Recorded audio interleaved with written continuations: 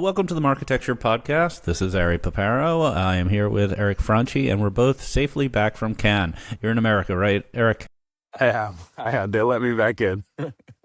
I love America. After spending a while in Europe, it's like you get back to the iced coffee and the air conditioning and the economic growth and all that stuff. I just love it. Are you feeling patriotic coming into this July 4th weekend? Come on, man. You know me. Always. I'll have my red, I'll have my red, white, and blue shorts on. Exactly. And they're doing like MMA on the White House lawn. Like you've got all of your checkboxes getting checked. Yeah, that event was incredible a couple weeks ago. Anyway, what we got today? Yeah. So I conducted an interview while I was at Cannes with a woman named Jenny Quigley-Jones, who's the VP of Strategy and Innovation for PMG, the agency group. And she's a really interesting person because she sold her agency to PMG. So she was running an independent sort of influencer creative agency, and then she sold it to PMG. Now she's heading up their efforts there. And it was a pretty interesting conversation because she answered kind of all the questions I want to know. Like, do you use the APIs from YouTube and Instagram to get the data about the influencers, or do it yourself? How do you make sure they're on target? How do you do? She even goes into how she does pre-calls with the influencers before a campaign. If you're into the nitty-gritty of how influencer really works, this is a pretty darn good interview as far as I'm concerned. Nice. Just there were two big takeaways I think everybody had coming out of Cannes. One was just the rise of the creator, or the fact that creator is very clearly like sucking a lot of dollars and attention and energy out of the room. And I spent a lot of time with like kind of what you would consider core ad tech, in addition to breaking into spaces like influencer and whatnot. And every ad tech company is trying to figure out their influencer, their creator plan.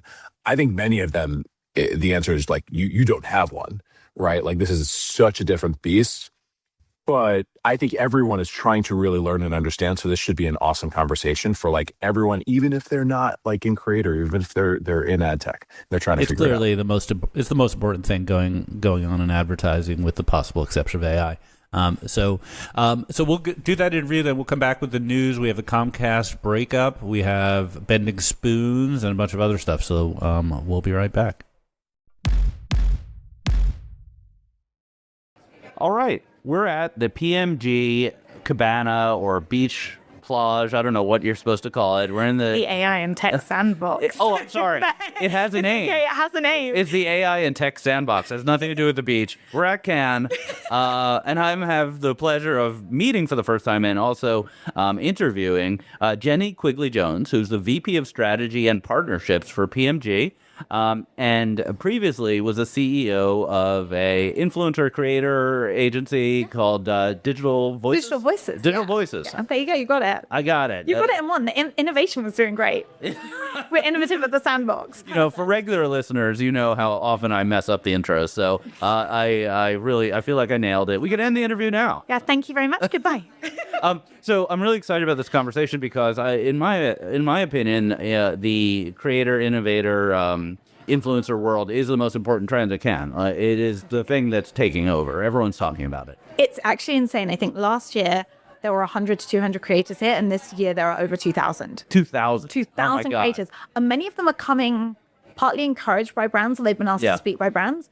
They're often given like a free Cannes ticket. Right. But they're not paid for their accommodation or their travel. So they're paying for that themselves. Right. So there are creators staying in Nice. Like they don't, it's like their first exposure to Cannes. It's probably their first exposure to like senior marketers. Yes. And I think if it continues, I think it's really going to change Cannes Lions for better and worse. But I think it's definitely a fast current growing industry. It is, and it's also among the agency set who are talking about it. It's not just the influencers, not just a couple good-looking people taking selfies. The folks in suits are talking about it too. So let's hear your story. How'd you get here? Tell us about Digital Voices. So I founded Digital Voices when I was 26 with like $500, $700. I'd worked at YouTube as a strategic partner manager for a couple of years. Before then, I worked with Syrian refugees, so like completely different to this. Okay, that's pretty different. Very different, just hard pivot, Right. I think do everything, run at a wall really fast. Who's more demanding, Syrian refugees or influencers? Influencers. Way more demanding. The refugees are lovely. Yeah. Okay. Sorry, influencers are lovely too. Changed my life. There we go. Started Digital Voices. I was in London, 26, started it by myself, freelanced for like 9 months, and then realized I really missed having a team. Like the benefit of working at Google is you're with incredibly bright people all the time. So I pivoted and we won our first big piece of work with Rolls-Royce, the jet engines, not the car. All right. And we made a science, technology, engineering, and maths YouTube channel. To talk about young people going to space. And so I used all that money to reinvest in the business, started scaling, got to COVID, and there were like 5 of us, and we were doing fine. We were a YouTube specialist agency. And then when COVID hit, we realized we should switch to doing all the platforms. Right. So Instagram, TikTok, even LinkedIn. And we grew our revenues 500% in 1 year. We grew to a team of 20 really quickly. And then we sold to PMG in January. It was announced January 6th. So by then we were a team of 80 people in 4 or 5 different countries, but we'd run campaigns in 40 markets. We do all of the influencer marketing for DoorDash. We work a lot with General Mills, with Adobe. And we just have incredible clients. And I think it's been really exciting to build a business, internationalize it, build tech for influencer, which I think is I want to talk about that. has become table stakes now, and it's accelerating so much. Right. And to be in an industry where you're building generations of entrepreneurs that didn't exist before. Yeah. That's what I love. 70 cents on every dollar spent with us goes to a small business owner. And so you feel like your role is really having this ripple effect impact in building an entire economy. Right. They're very entrepreneurial, the influencers. They have to be. There's no game plan, right? It's something like only 4% of creators make over $100,000 a year. 4%. Okay, that makes sense. Yeah. So there's a lot of people who are in that middle who are surviving or like making money on the side of their work or working from home. But it's really interesting because out of their revenue, 70% comes from brand deals. So those creators, brands are changing their ability to produce content. Right.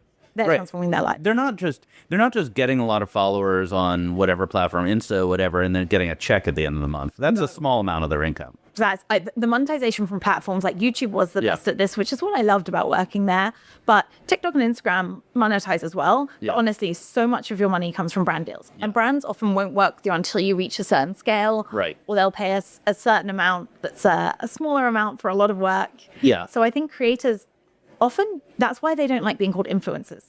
They like being called creators because they started to create and they knew the chances of getting big. You're not going to be Mr. Beast. Like it's a tiny, like 0.0001%. Right. It's like saying I want to be Elon Musk when you start a newspaper stand, right? Like I'm an entrepreneur, I can be Elon Musk. No. So I think a lot of them start out really hoping that they'll do something that resonates with the community and they don't even mind if it's small. So are creators and influencers synonyms and they just don't like them, or is there a difference? So initially it was just synonyms and the creator's preferred creator. But now the slight shift in the industry in the last 18 months, this is what's changed, is something called creator paid ads. Okay. So all the big social platforms, Google, TikTok, Meta, have realized that compared to brand produced ads that are produced by customers or creators outperform them pretty much every time. Yeah, View-through rate, CPA, great. If you want low CAC, get creator produced assets. Yeah, right. And so they call it creator ads. That's the difference. Right, sure. I think they're mainly synonyms, though. So there's a lot to talk about. Let's start with the very basics. So at the agency, is it a brand coming to an agency and saying, I have budget, I want influencer, help me? Or is it saying, well, I want to sell more soda, what should I do? And then you tell them that this is a channel they need to be in. So we've kind of done both. What I think is interesting is, previously, there were a lot of influencer marketing agencies that also manage talent. So a brand would come to you and say, hey, I want to work with Amy Smale. And then you'd say, yes, okay. Also, do you want to work with other creators? Right. I think the professionalization, thank God, of this industry in the last few years has meant that agencies like ours don't manage talent. Right. Okay, And the best agencies don't. It's huge because you're double dipping, right? Right, You shouldn't be taking from the brand and the creator. Like, even if you have some weird backroom scheme, it's not an ethical thing to do. Okay, sure. So, and it's not transparent. So normally a client will come to us and they'll say, hey, I want to do this. Yeah. One campaign. Right. Do we work with TikTok creators? We have hired a team of specialist strategists who will say, and who will look at data, and as part of PMG, like that supercharged, right? The content is supercharged because we have so much access to more data, and we will design a campaign for them. Yeah. But what we often say to our clients, so say DoorDash are one of our clients, they're running 20 campaigns at once at the moment.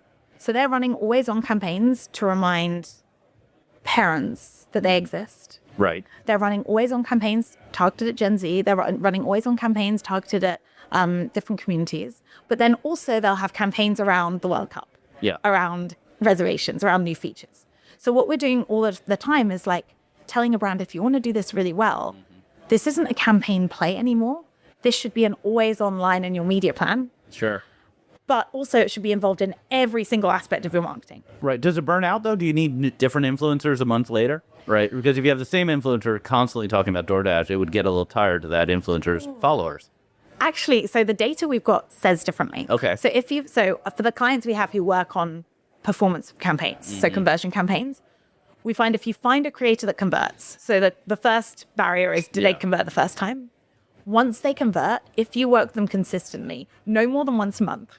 If you work them more than once a month, you cannibalize your own audience. All right. But if you work with them every month or every quarter, their conversions slightly increase, then stay steady. Okay. Because actually the long-term exposure effect from a creator that you're choosing to watch, Sure. you trust and feel that brand affinity more. And often, like, you don't buy an item on the first time you hear it. Yeah. So once you hear it, like, it's like the posters that out of home, like you have to see it 7 times. It's like, think about that with creators. I think you can accelerate that process by having the creator sponsored, then having the creator produce an ad, and then retargeting that ad. And then you can accelerate it by bringing media and influencer together and driving conversions faster. Right. I want to talk about media in a moment. So let's go back to the data side of things. So you're not going from a blank piece of paper every time you're trying to create a campaign, right? No. Oh, that would be a nightmare. And again, this is where I think we used to, a couple of years ago, have brands that would come in, they'd say, we want you to do one campaign. And they would RFP a new influencer agency every time. Right. But now the clients we work with, the smart clients in this industry, and I think that's one of the reasons the PMG acquisition made so much sense, because they have a similar approach. Your value, you double down on your value as an agency partner, right? The more data you have, the more insights you have, the more you know what that brand wants to promote, how they work, how they speak, the more your whole team are trained on that, the better the results are. Are there data sets available that will rank, say, the top 100,000 Instagram accounts and what they talk about? Oh, yeah. Yeah. Oh, there's a whole SaaS side of this industry that is very competitive, very controversial. It's great. Yeah. So, couple of things. Digital voices and kind of, I think PMG has a similar approach. We believe in partnering where it makes sense. So you're not duplicating work that exists, and then building where only you can build. So we had partnerships with Captivate and I think Sprout Social now, who are helping us source creators. Okay. So they're helping with social listening, and they have the links to the platform APIs. So you can source creators by their audience. Yes. So say you are Adobe. Right. And you're like, I want to reach creative professionals who are aged between 25 and 34 in London. Yeah. We can find those people who have that same audience. You're using like the YouTube API and the Instagram API, I guess. Right. Exactly. And then I can go go ahead. even more into Yeah, topic if you please. want. As Okay. much deep as you want. So that's the partner side. So then the thing we built was a campaign management system that just did everything super efficiently. Right. So like the client logs in, we log in, and we make sure that like it's easy to approve creators. They can see all the information they need. They can approve content. Great. The thing that we did that was really exciting, that not starting with a blank sheet of paper, blank page, we built a tool called Composer. So we have 8 years worth of data, not just on like which creators got good views, got engagements. We have which creators drove sales. Right. So the value, I think the moat in this industry and of doing it for such a long time is that you can use that data and turn it into insights. Yeah. So we built a tool called Composer that's an internal tool that can tell you like what's a good CPM for tech for YouTube. What's a good CP for the Instagram for CPG brands. And so it pulled out insights as well, proactive insights, and was like, if a creator had their face in their thumbnail, it outperformed in this campaign. Right. Be like, for Adobe, good looks like this. For General Mills, good looks like this. Yeah. And so all of that data helps us make really smart decisions. And that's, again, so a brand works with us. We have that data. It doubles down. The more we work together, the more insight we have and the better we can do. Well, in traditional media, there's always a debate about the amount to credit to the creative versus the media choice. Yes. So in influencer, it seems like there's the influencer, there's the copy of what they're going to say, right? And maybe there's the price is another big factor. What's the most important thing there to drive results? There's so much. Okay. That okay, creative. We do okay. One of the worst things to do in the influencer industry is to give creators a script. Right. Yeah. And when you see Fernando Fernandez talking about how 50% of Unilever's marketing spend should go to social and influencer, Yeah. Unilever have 50,000 creators at FIFA World Cup. 50,000. And if they are all saying the same thing, or if they're all speaking from a script, Yeah. all that content will not perform organically. It will crash. You can't write 50,000 scripts. When They're you good. no, you can't. And when you scroll on social, when you look at YouTube, the same thing multiple times, it's very annoying. Oh, I hate it with podcasting sponsors. I'm like, come on, podcast, get better. I'm sure your reads are great. Your ad reads are great. So what we tend to do is with every creator, we'll have, so for the campaign, we'll have a strategy agreed with the client. And we say to the client, look, not only are these the creators you should work with who are speaking to your customer, and some of them are unexpected. We had a tech brand that was working with drag queens. The drag queens. Because the tech brand helped you unlock content globally, and lots of people who live in other countries want to watch RuPaul's Drag Race. And one of the best converting verticals was drag queens. So great.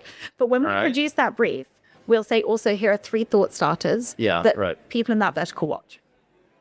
Then we get brand feedback. We take that and adapt it for a creator brief. So we say, hey, here's what's been successful before. And then if a piece of content drives mad conversions, we include that in the brief. Yeah. Then this is where AI comes in. You can automate so much of creator outreach. You can automate so much of working with creators. But we insist on a human doing an onboarding call with the creator. A call. Right. Okay. Creators are amazing. Yeah. However, they have been burned by brands a lot. Sure. So if you send a creator a script, they're like, yeah, I want to get paid. I want to not have to reshoot.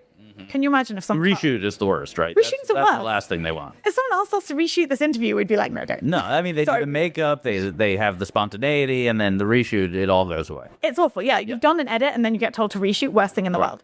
So on this onboarding call, we say to them, hey, this brand, here are some talking points, but what would your audience like? Right, yeah.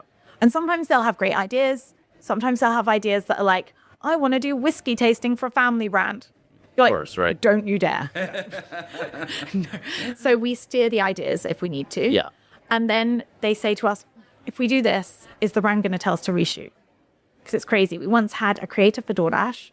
It was to promote candy delivery at Halloween. Last minute candy delivery. I mean, it sounds good. Yeah, so she sent something really basic and we were like, it's not going to work. Like, that's too basic. And so she said, okay, I can do an insane set of nails. She was a nail creator where I make a custom DoorDash delivery driver's bag on my nail covered in candy. Okay. But she was like, if you dare, don't approve this content. Like, it will take me like 20 hours of work. If you don't approve it, I will never trust you or the brand again. Right. And we made sure the client was happy. And then we let them approve something crazy out of the box. So I think it's like that creative negotiation is super important.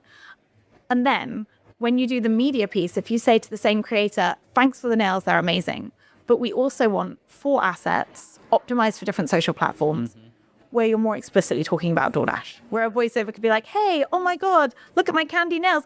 I didn't get candy for Halloween. Yeah. That can be more explicit and more explicitly what the platforms need.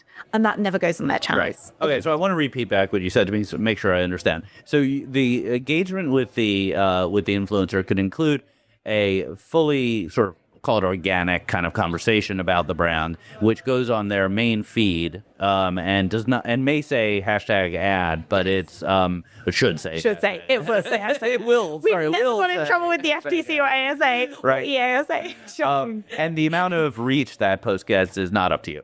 And then in the same package, they're being asked to produce assets that then you can use through a media execution where it's not on their feed. Maybe that they're tagged, I imagine. Exactly. Right. Yeah. Okay. They can be tagged. There are so many different ways to do this. Amazon has such a smart way. Amazon actually tried to get more value from the creators by saying, hey, any ad we run with you in it will have your affiliate link. So any sales we make from the ad, you will get a fee. Yeah, and I think that is such a great way of putting together. Or the clients? The creators love it. Other clients get terrified. Yeah. Some clients. But Amazon, I'm like, that is so creator forward. Right. Because it's a way that they want you to put more spend behind the content. Right. A lot of creators, especially their agents, they'll try and negotiate, if you're going to put loads of spend behind it, we want a huge fee. Yeah.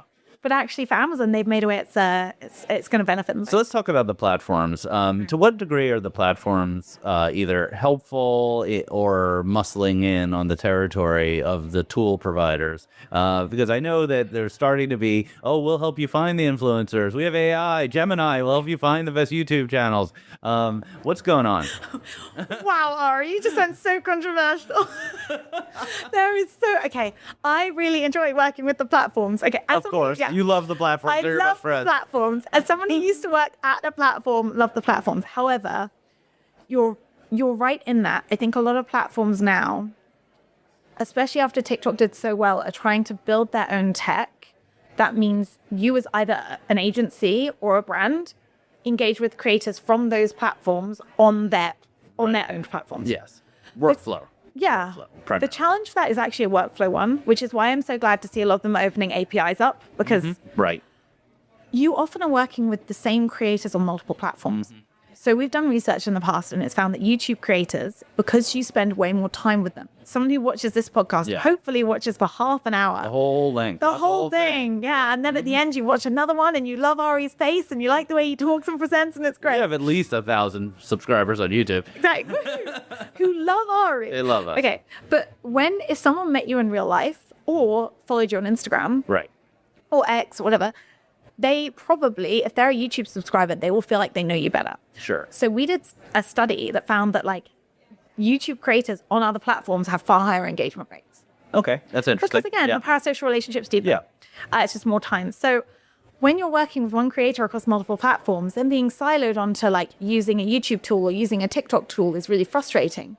Because the brand wants to get the most value from being like, hey, creator, I'm commissioning X piece of content from you. It's going to live everywhere. So I think sometimes the brands are trying to be helpful and to make it more accessible by having these tools. Right. But the API is the best way for an agency to scale it. Of course, yeah. Again, go back to the Dove and 50,000. 50,000 creators at the World You did Cup. 50,000 calls? We did no. This is what they've done this year. We didn't run that. No. Okay. Because your phone call before you get started. Oh, yeah. There's a trouble scaling a little bit. There are ways you can scale it if you do group calls. Okay. So we did that for a CPG client. But yeah, so if you think about that, any agency that is trying to operate at that scale, especially one that's building their own, we have our own payment systems, our own legal contracts. Yeah. It needs to scale. Right. And if you're trying to silo your platform, you're actually going to get less budget because you're making it difficult to work with you. Yes. So the platforms, please, APIs. APIs. That's all we ask. Just give us some APIs. Yeah.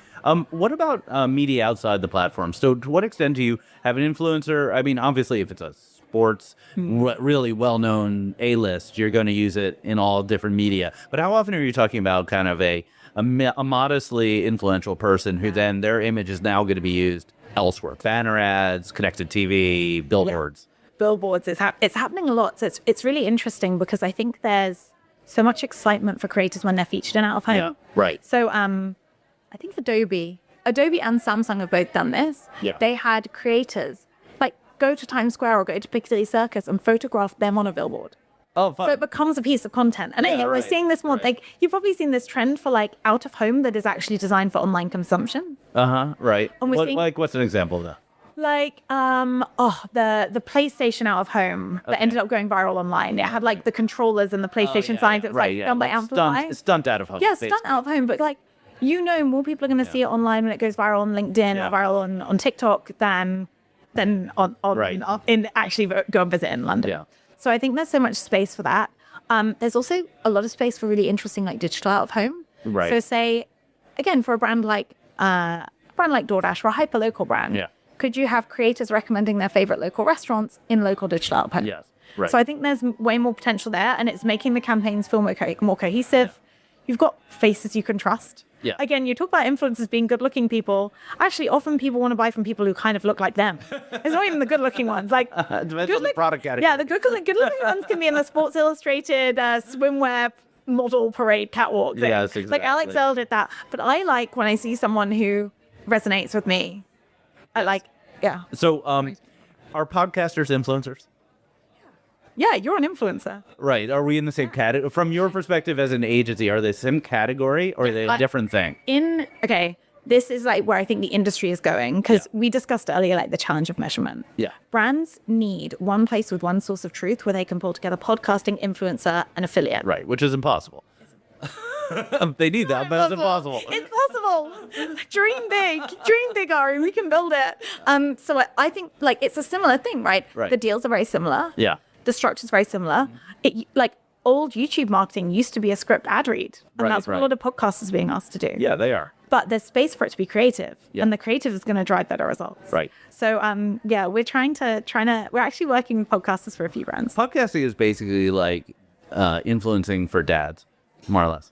Yeah, I work with a lot of dad influencers. Dad influencers, Dad influencers basically. are great. Yeah. No, it's funny. Like most people, especially because I was a young woman starting the agency. Right. So most people said to me like, "Oh, do you work with fashion and beauty for influencer?" And I was like, "Rolls-Royce jet engines." Surfshark. Like I had Adobe, all these tech creators, like tech channels. I love the tech. I love the geeky stuff. How did you get the Rolls-Royce account? Like, how did you even get in the meeting? Like, that's Honestly, got to be a story. There is. Okay, so when I worked at YouTube, there's always a list of people who want to work with you, but you have your OKRs, you have your goals that are your data. I used to work at Google. I'm familiar with the You get it off situation. the perf cycle. Let's not go into it like trauma. You're a Zoogler. The trauma, yeah. You're a Zoogler. Yes, I am a Zoogler. Are you in the Zoogler network? I am not. I'm a sort of long story, but I'm not the most popular person in Mountain View. Oh, I'm so You can excited to Google hear me this later. story. I will. That love like removed you from the search results. I'm like asking Gemini. I have to ask ChatGPT about you because Gemini will reject you. The listeners of this podcast know what I'm talking about. I'm so excited for this. Okay, so so there were lots of people who wanted to talk or work with me because my job was to help people grow organically on YouTube. Right. So strategic partner manager is when the creators make more money from ads, so does YouTube. Yeah. So there were lots of people who were not on my list of priorities. But when I left, those people were the first ones who were like, "Hey, you don't work at YouTube, let's talk." All right. Which actually is amazing. And I think it's very, very hard. The most successful business founders are not like Mark Zuckerberg or me at 26. They are people who start in their 40s and 50s. Yeah. So like, because you have a network that you can use. And I was using the network I had. So if I hadn't worked at Google, do I think my company would have done so well? No, because I used that as the first job. Well, Google is, someone once described it to me as a diving board. Like, when you leave, you get one big bounce out. Yes, and that's it. And if you screw that up, if you screw up your first 6 months, you're dead to everyone. You're dead to everyone, right. Thank you. That's the best analogy. I love. So there was a list of people on the list, and there was... So to be clear, this is a list of people who Google wouldn't call back. Like, basically. Yeah. So basically, Google's bad customer service turned into your opportunity. Yeah. Okay, Exactly. that makes sense. Well, also, when you go to a room, you speak to a room, you say... I used to say to like a room of like 400 people I was Right. speaking at, I'd say, "Who has met someone from Google?" And everyone put their hands up, and I'd say, "Put your hand down if it was a salesperson." And everyone put their hand down. Right. And my advice was not making Google money. It was how to grow organically. It was like how to grow with making content, but not how to grow that. Sure. So there was, I think, a long list of people who didn't have access to this knowledge. And then there was this wonderful, very random, quirky man who had befriended someone, and he charmed the Air Force and Rolls-Royce into working with him on this project that was all about getting young people excited by going to space. Right. He was a very charming man who did not have any of the substance to do the work. Right. He at one point turned up at these companies and went, look, guess what I've got in my pocket? And he'd pull out a Mars bar. And he'd be like, "Let's go to Mars." That was the content. Was his name Musk? Was that Yeah, well, pre-Musk, and I wish he had any of the other similar. Okay, socially awkward. Wants to go to Mars. He was an interesting character. He was like a very great salesperson, very unreliable, and they were like, "That's the content." Yeah. And he was like, "Maybe Jenny can help." And then we designed this huge YouTube channel, and it was really successful. great. But they literally had, they were gonna. It was a creative problem. So yeah. to close this conversation out, what's the future? What does the next couple of years look like for this market? I'm so excited. I think the future. Okay, we're seeing a lot of the independent players get acquired at the moment. Okay. So like Waylo were acquired by Accenture Song last Influential. week. Influential's been acquired by Publicis. It's a really interesting space because to reach the scale, to get to the vision that like the market has and the budgets the market has, we can't continue to operate the way we did before. Right. You cannot run a 25 creator campaign and congratulations, let's go home. Yeah. And so how do you work with thousands of creators and how do you be profitable doing that? Yes. And that's where I think AI has to play a role, and agentic AI has to play a role. So one of the things I'm so excited about with PMG is we have 250 engineers. We are using AI in every process. And I'm not just saying this, like I'm not drinking the Kool-Aid, I promise. Like at the leadership retreat, George Popstefanov, the CEO of PMG, sat all the leaders down and was like, you're going to use AI now. Like not to write your emails. You're going to actually use a new tool we've built. Yeah. And he made people who are so not used to being vulnerable sit there and seriously build things. Yeah. Right. And he was tech support, which is like, how? It's amazing. So I think what we're going to see is this huge opportunity to build, create entire ecosystems that improve measurement, that improve outreach, that improve scale. Yeah. They have humans in the loop at crucial moments. And that's what I'm really excited to take advantage of. I think if we can get that right with social commerce, with podcasters,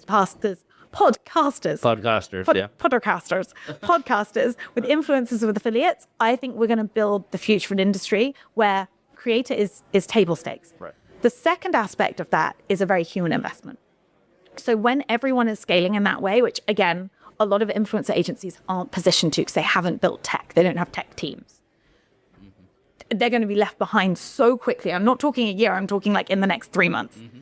The other part of that is when influencer is table stakes, back to your point, how do you stand out creatively? So also at the same time, it's so important to invest in strategists.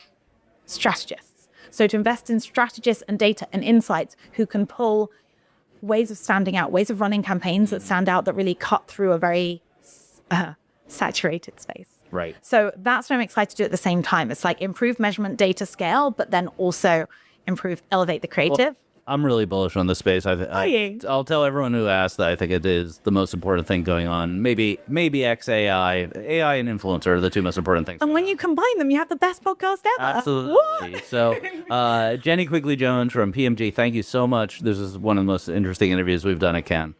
Oh, thank you. I'm very flattered because you've had some great interviews so far. I was stressed when you first spoke to me about who you interviewed.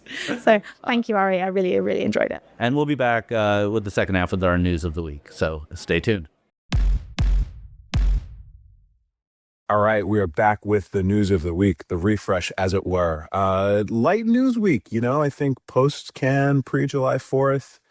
Not a lot of groundbreaking things happening, but there are actually a couple of things that are super interesting we should touch on. Comcast, Bending Spoons, by the way, fascinating company. I did a deep dive. We'll talk about it. And then actually some cool stuff going on in Meta. But before we put the just final pin in Cannes 2026, I'd love to just talk to you about two topics. The first was, and both of these are well reported. First, the LiveRamp 2.0, or what happens post LiveRamp from Digiday and then OpenAI. It was a big topic of conversation still, like what happens after LiveRamp is, ultimately acquired by Publicis, assuming everything goes through. Is what happens after LiveRamp just more LiveRamp? Is there a rise in independent alternatives? Does it force a wave of M&A? High Touch, we've been talking about a bunch. They were there at Force. They were, having this conversation. There was a great piece, again, in Digiday about other alternatives, including, two of our portcos and your portco, Adi5 and Mad Connect. What's your thinking on this? And did you have conversations on it? Yeah, it's a topic that's on a slow boil. Everyone's thinking and talking about it, but I don't think anyone's actually acting just yet. From my conversations and people who have chips on the table, there's no action. The chips are sitting there, nothing's happening, right? And I think it's a little bit of a problem, and I said this on the last week's podcast, which is like expecting the brands or the agencies to cobble it together themselves is probably too big a lift for most of them. And so it's going to be led either by financial actors like PE firms who will make this happen somehow, or by individual entrepreneurs. And it's a lot to ask also for them, because you might have to combine 2 or 3 companies or take one company and do a pretty major build out of the components they're missing. So I would hope someone like you, Eric, you're in the arena. Like, let's make it happen. Yeah, for sure. And I think that's actually a neat idea. I have no knowledge of if, this type of roll up is happening. But, one of the plays here is to actually put together the three components of the stack, as it were, right? The connectivity layer, the data layer, the identity layer, and then just go to market with a new challenging company that's AI first and more aggressive on pricing. I think that's a neat idea. And maybe that's high touch, by the way. Yeah, I think it's a neat idea. I think high touch is probably 75% of the way there. Their graph is probably the weak point, whereas you have other companies. You have some hidden graphs. So the Trade Desk has a graph, UID2. Criteo has a graph inside its company that nobody can use. It's only used for their own purpose. It's one of the largest graphs in the world. There are a lot of these graphs hidden in the attics of ad tech companies or basements, right? But a graph is only one piece. You need a graph, you need a cross-device, you need a clean room, and you need hundreds of onboarding relationships. So how do you get that together? We're interested. Hit us with your opinions. Email us or DM us, and we'll figure it out. Yeah, send your ideas. All right. Other thing, and again, kind of beside Creator, AI was the talk of Cannes. There was an OpenAI press briefing. I don't know if Marketecture was invited. If not, we were not. That's a big mess. We've been trying to get someone from OpenAI on the show and to our events. We're kind of striking out as of yet, but we're working on it. Yeah, well, it seems like they're making their way into the space. Ad Exchanger had a great piece on it, just kind of recapping the conversation. Sounds like it was all on the record.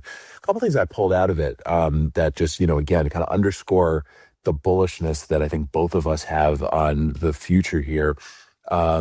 900 million weekly active users, across ChatGPT. Obviously, a percentage of them are monetizable.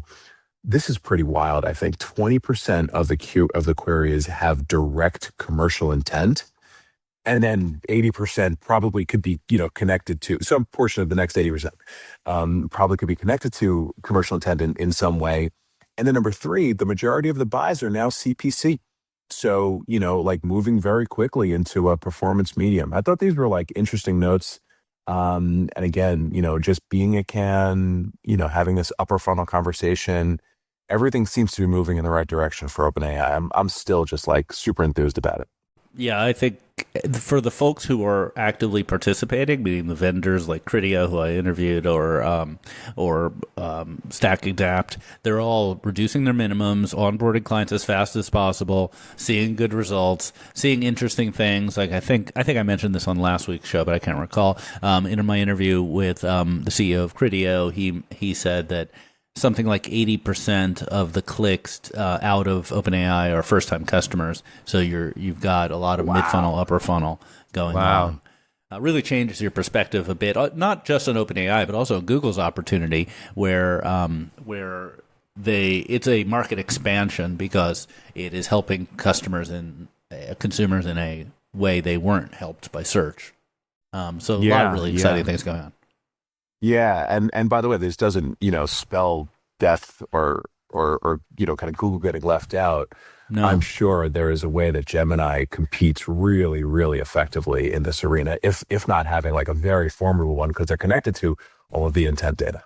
It's really bullish for Google, I think, because, one thing that is a misconception of many people is that Google uses all of your data for advertising. And actually, they use very, very little of your data in search advertising. They may use your location, a couple of other things. But Google doesn't know how many children you have or whether you own a house, a home, or a car.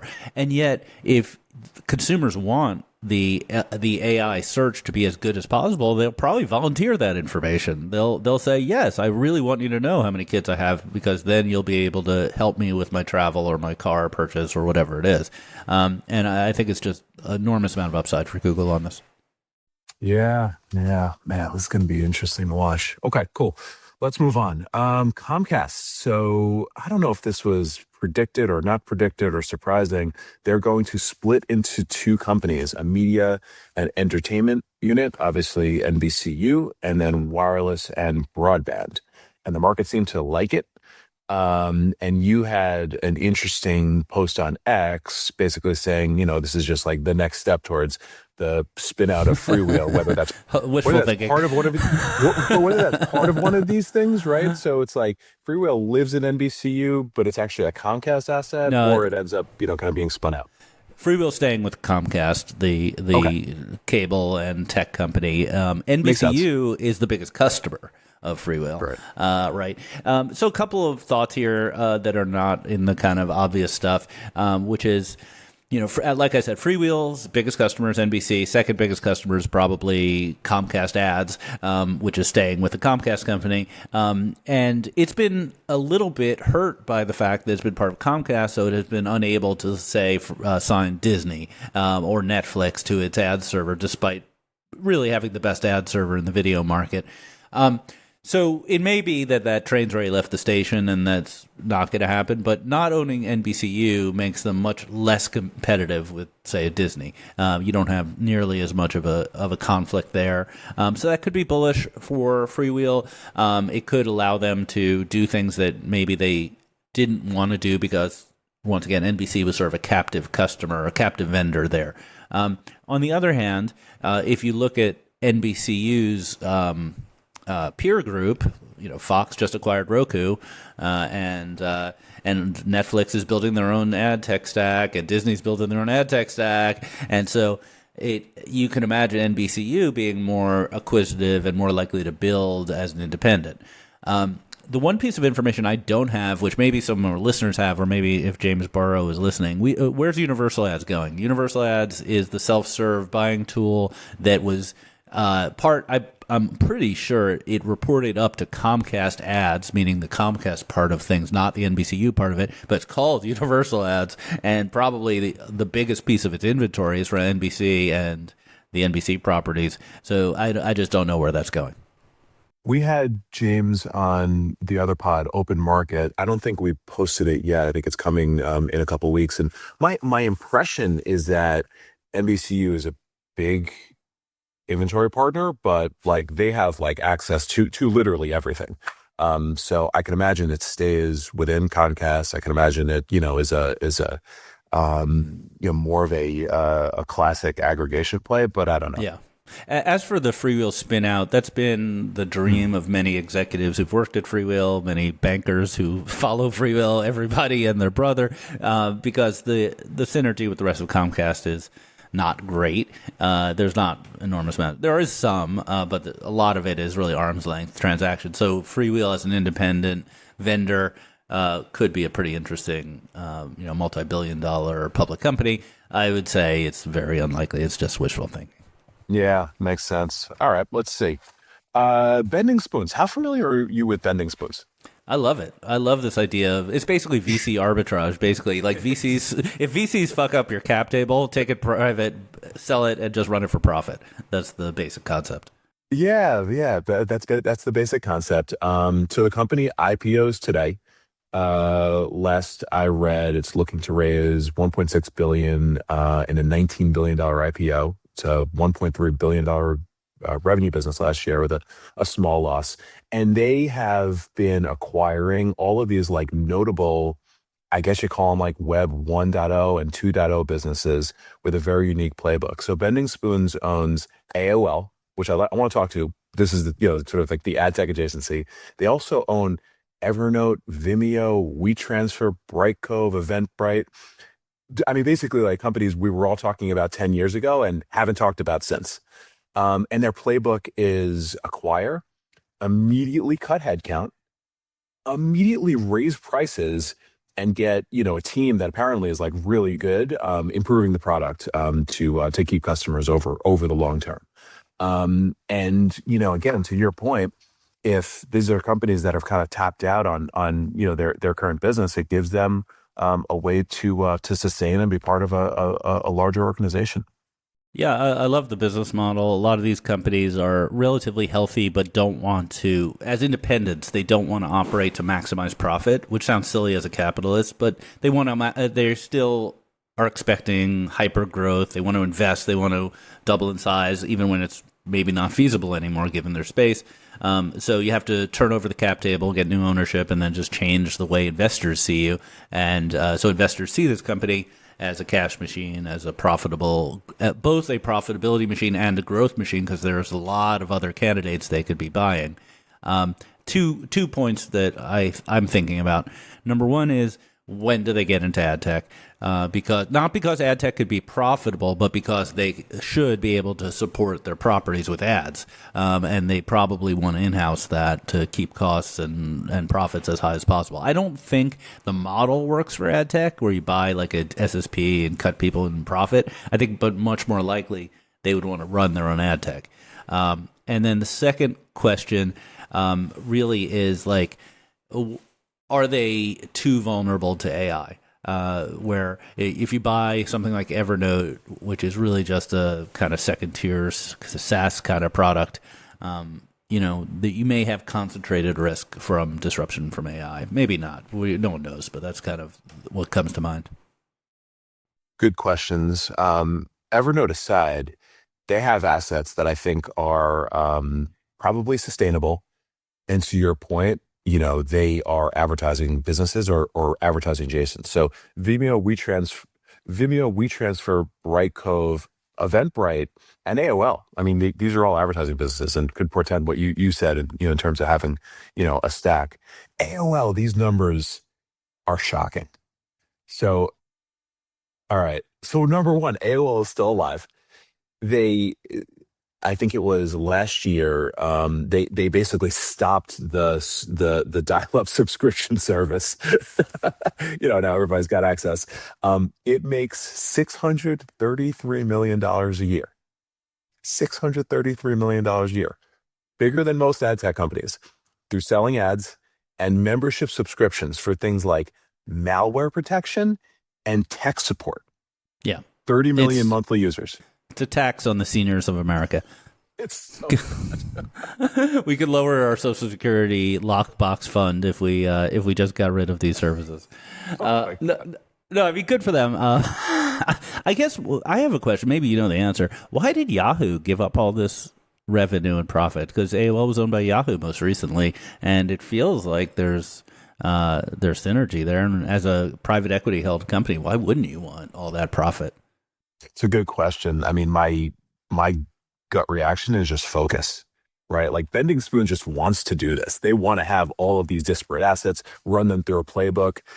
Yahoo is going for growth. Yahoo is like focused on the DSP. So I would imagine this is just a focus thing, and utilization of resources, but I don't know. Yeah. Yeah. And one of the details I always wanted to, I wanted to know when the Yahoo AOL split happened was, does Yahoo retain any of the kind of search or mail data? Because that's really their core asset. And I don't know the answer to that. I don't know either. One of the best entrepreneurs I know is raising money for a SaaS roll-up. His view is somewhat, kind of like what you said with Bending Spoons, whereas the SaaS apocalypse is largely overdone. You could probably create some sort of entity that has a lot of assets. You can rip costs out. You can increase prices and improve the products and have a going concern. I mean, this is going to be like the bet for Constellation Software moving forward. And I think there's others that are going to go down this route. And it's going to be interesting. Yes, absolutely. SaaS companies are wildly overstaffed and overcost because they are doing that for growth. And if the growth slows, the logical thing to do is to cut aggressively and work for profitability, but they don't want to do that, especially if they're public. So a roll-up makes tons of sense in SaaS. The product velocity of some of these SaaS companies is so slow in the age of AI that, it's embarrassing. I mean, the poster boy for this is always DocuSign that has like 10,000 employees or some ridiculous number for a product that you could vibe code. And I know, so don't come at me. I know it's a lot more complicated than vibe coding. I mean, getting a signature in Germany probably has a team of 100 just figuring out how to do it. But the point being, like, if you wanted to run that company for profitability, you could easily chop a third of the staff. And that's the case for probably most SaaS companies. Yeah, agreed. Meta news. So this morning, this was interesting. So news came out that Meta has been just like buying compute, and we talk about this every quarter with the earnings. Their OpEx is just increasingly like crazy. They are planning to sell excess cloud compute. So they're buying cloud compute, they're building data centers, and then they're going to go, and when they have like any excess, go sell it to the market, because there's a big market for this stuff. This puts them competitive, like directly against now AWS, Google Cloud, Azure, some of the highest growth businesses within the hyperscalers, and puts them all of a sudden in enterprise B2B. It's fascinating. It's weird because there was another report this week that Google had to cut off Meta because Meta was using so much GCS resources that they were at capacity. So Google's at capacity because Meta wants more, and now Meta implies they have excess capacity they could sell. I'm just trying to picture, let's say you're the CEO of some big company like your auto parts, right? And your CTO comes to you and says, "Hey, I got a great idea. We're gonna get off Amazon and we're gonna put all of our compute on Meta."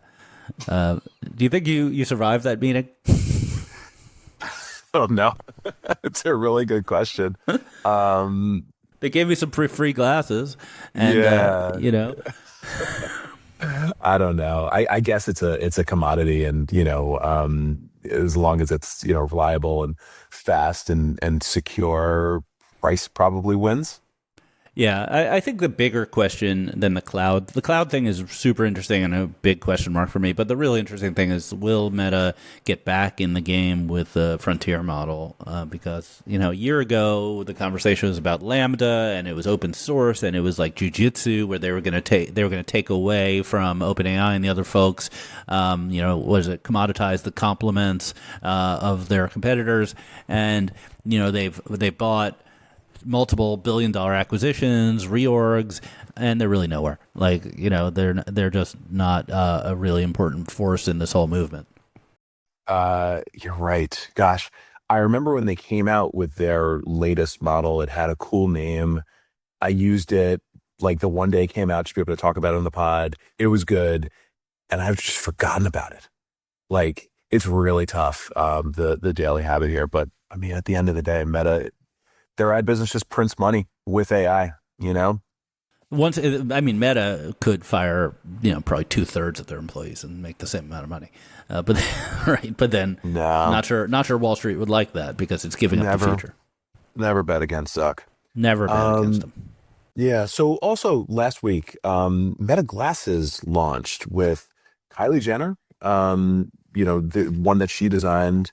It was interesting. So Snap's presence at Cannes was about the spectacles.